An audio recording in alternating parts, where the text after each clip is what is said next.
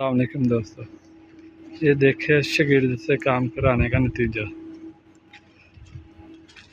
ये लेवल तो बिल्कुल ठीक है, लेकिन ये देखिए इधर भी लेवल है।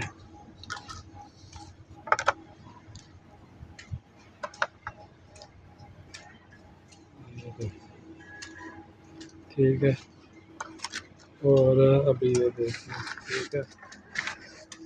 इधर मैंने बोला था ये क्रास जो है ना, ये गर्म पानी की लाइन को डाले। जैसा कि ये क्रास हमने डाला है, ये ओवर क्रास ना हमने 45 डिग्री के 2 एल्बो लगाए हैं और एक 90 डिग्री का एल्बो लगाया है। ऐसे क्रास मैंने बोला था इधर डाले, उसने 32 एम का क्रास डाल दिया, जिससे पानी का प्रेशर लो हो जाएगा। बकाया तो उसने ठीक ही है।